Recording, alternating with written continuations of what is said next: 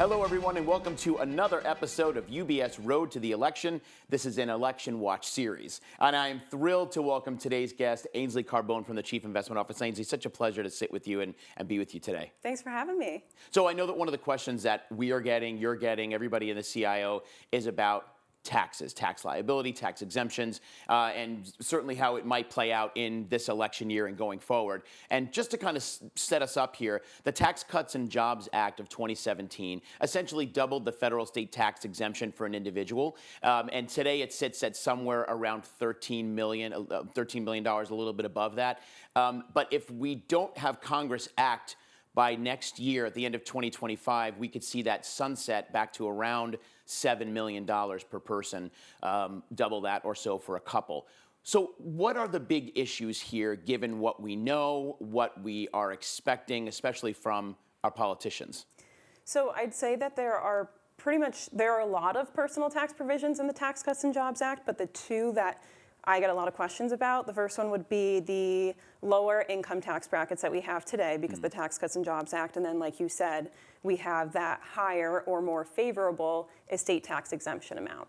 And so if Congress doesn't take any action, then those expire and we have a higher tax bill, essentially.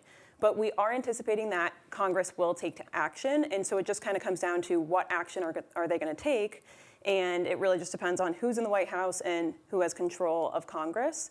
And so at a very high level, we say that Republicans, or let's say if Trump is in office and it's a unified Republican Congress, then they're going to be focused on making the Tax Cuts and Jobs Act provisions permanent, or at least extending them. And then on the flip side, if we have Biden in the office and then we have a unified Democratic Congress, they're going to be focused on raising taxes. So essentially it would be higher marginal income tax brackets for higher income households and then potentially a lower estate tax exemption amount, meaning higher estate taxes. Right.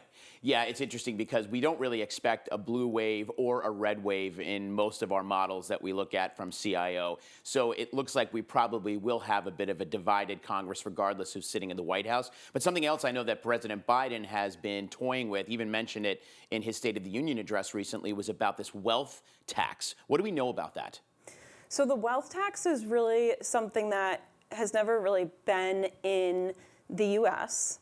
There are some instances that some people think are similar to a wealth tax, for instance, property taxes. I won't really get into the details, but essentially, when we think of income taxes, that's money that we receive each year. That money that's coming in is taxed. With a wealth tax, it would, at a very high level, be all of your wealth being taxed. And so it varies from one state to the next. I don't think it's something that will, at least this early on, we don't anticipate it being something that comes into fruition, but certainly something to just be mindful of. And then as more details come out, if they do, then we'll obviously in CIO come out with more specific guidance around that. Right, exactly. So what would you say then, as you're looking at all the research, you're looking at the numbers, what's the potential for household individual tax liability here?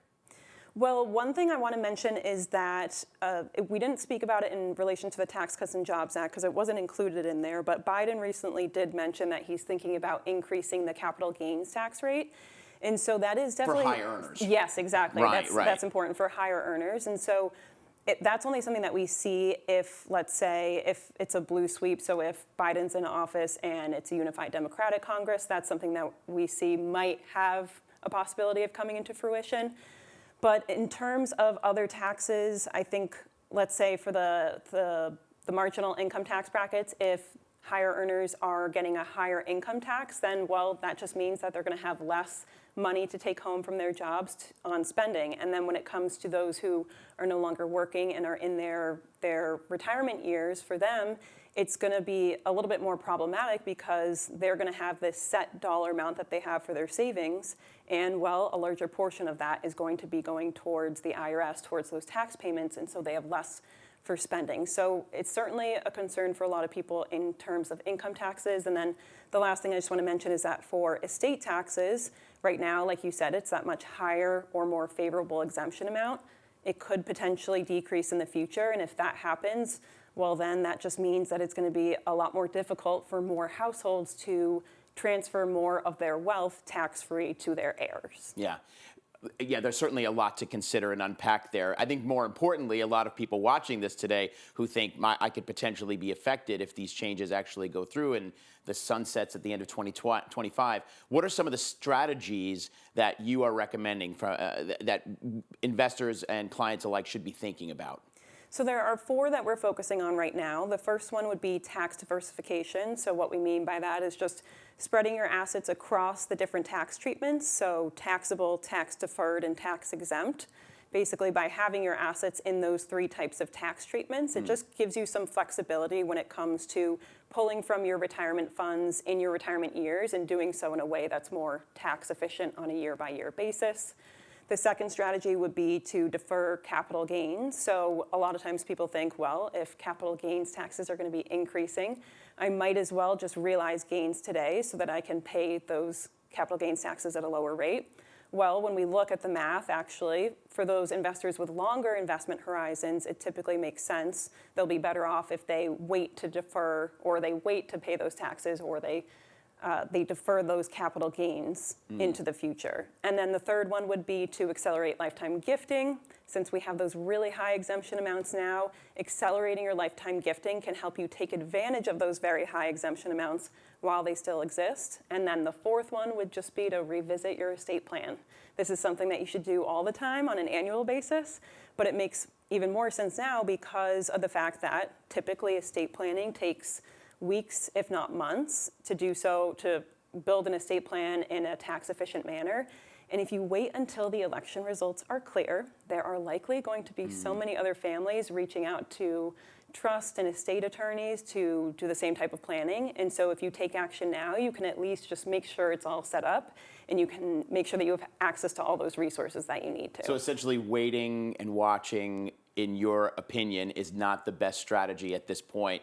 Act now or as soon as you can, given the fact that you made a really good point. Other people might be waiting as well, and then the results of the election come in, and then the phone is ringing off the hook for the advisors, for the tax attorneys, et cetera. So act now.